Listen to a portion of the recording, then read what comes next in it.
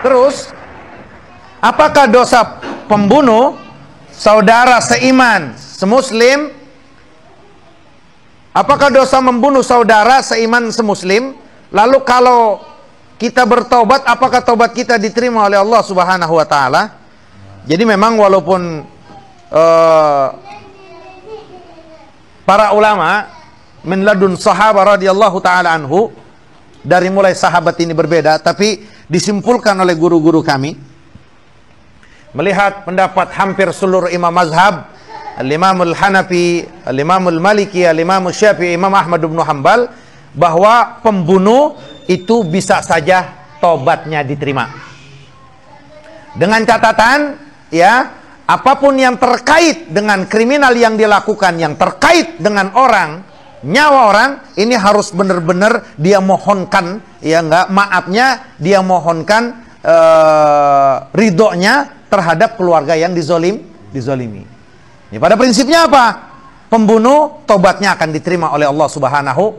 Maka sedikit kita ungkapkan, ya, yang pernah kita sampaikan, kata Ibnu Qayyim al-Jauzi rahimahullahu taala, pembunuh itu punya 3 kewajiban, 3 hak yang harus dia tunaikan. Yang pertama, hak lillah, kewajiban dia kepada Allah. Ini kalau pembunuh. Yang kedua, hak li auliyail maktul. Hak yang kedua, kewajiban dia terhadap keluarga yang dibunuh. Yang ketiga, lil maktul, yang dibunuh. 3 kewajiban yang harus dia tunaikan. Kalau mau diterima tobatnya oleh Allah, yang pertama dia lakukan taubatan nasuha. 3 syaratnya. Dia tinggalkan perbuatan tersebut, dia sesali perbuatan tersebut dari hati, dan dia azamkan untuk tidak kembali kepada perbuatan tersebut. Kalau ini dia lakukan, urusan dia dengan Allah beres. Cuman dalam mahkamah Allah tidak cukup sampai di situ. Karena yang kamu rugikan ini orang, bahkan nyawa orang yang kamu hilangkan, maka yang kedua, agar tobat kamu benar-benar diterima oleh Allah, maka minta ridholah kepada keluarga korban. Si pembunuh datang, saya nyesel, saya tobat, saya nyesel, saya bunuh anak ibu.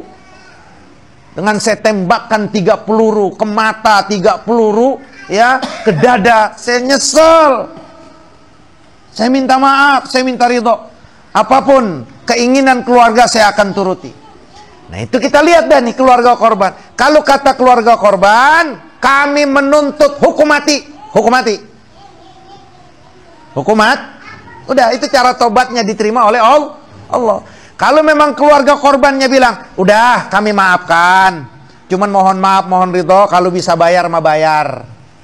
Ya, 1 nyawa 5 miliar, dibayar 5 miliar. Itu syarat terima, tobat kita diterima. Nah, kalau keluarga besarnya kayak keluarga saudara-saudara kita orang iman, memang gak rakus sama dunia, kami maafkan. Dunia dan akhirat selesai. Akan diterima tobatnya oleh Allah. Nah, nanti urusan dia sama yang dibunuh, itu nanti kata Ibnu Qayyim al-Jauzi, Allah akan damaikan keduanya, Allah akan akurkan keduanya, Allah akan balas apapun kezaliman yang pernah dilakukan si orang yang bertobat ini, dengan Allah berikan kebaikan-kebaikan yang luar biasa, dan ini Allah sudah ampunkan karena tobatnya. Lihat, tuh kalau tobat dari dosa yang dosa tersebut terkait dengan makhluk, dengan manusia, apalagi seorang muslim.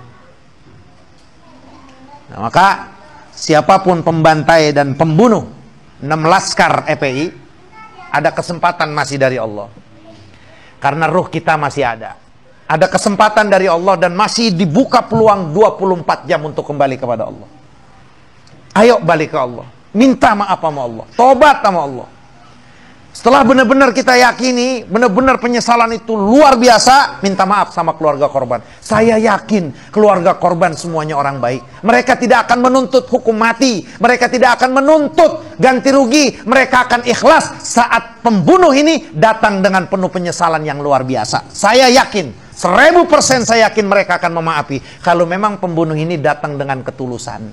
Nah, kalau sudah seperti itu, Allah akan maafkan. Tapi jangan pernah berharap kita tenang. Jangan pernah berharap kita akan senang.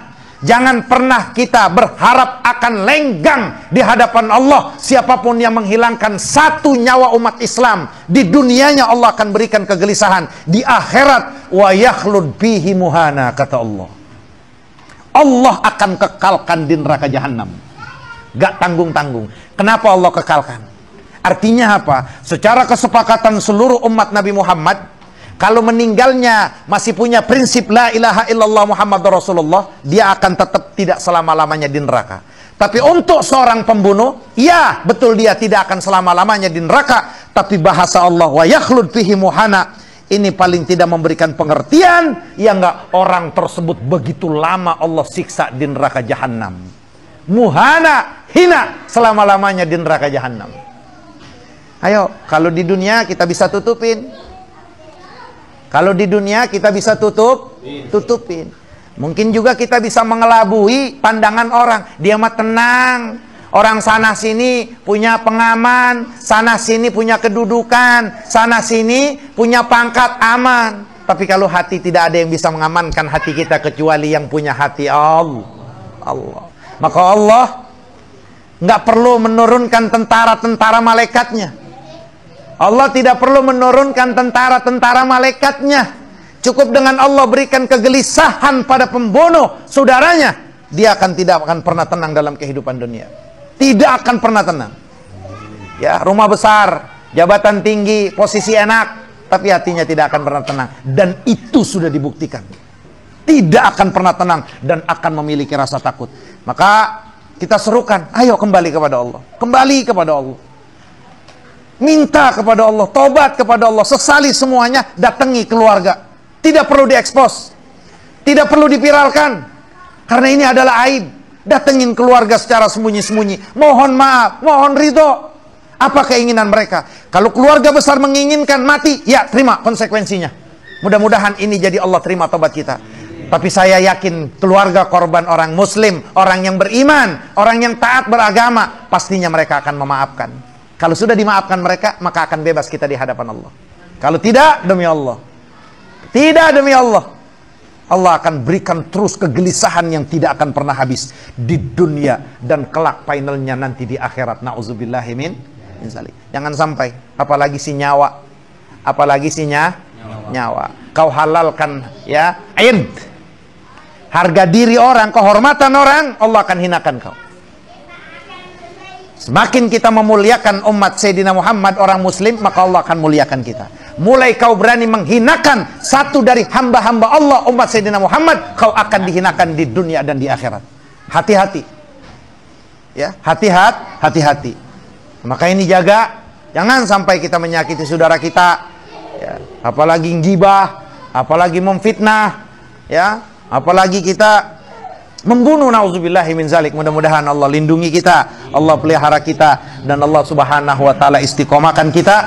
Juga kepada seluruh saudara-saudara kita, mudah-mudahan senantiasa diberikan istiqomah, yang diberikan kekuatan iman dan Islam, dan diberikan kekuatan hati dan kebersihan hati, sehingga kepada siapa sebenarnya mereka harus berpelukan, berkasih sayang, kepada siapa mereka seharusnya betul-betul memiliki wibawa. Nah, paling tidak dengan ini, mudah-mudahan Allah subhanahu wa ta'ala allafa baina qulubina, Allah satukan hati kita sesama saudara muslim. Allah reda fitnah ini, karena tidak ada yang punya kemampuan mereda fitnah ini kecuali Engkau ya Rabb. Fawadtu umurana ilaika ya Rabb. Kami kembalikan seluruh perkara kami kepada Engkau ya Rabbus samawati wal ard. Amin ya rabbal alamin. Wa sallallahu ala sayyidina Muhammadin wa ala alihi wa sahbihi wa sallam. Walhamdulillahi rabbil alamin. بك أجمعين.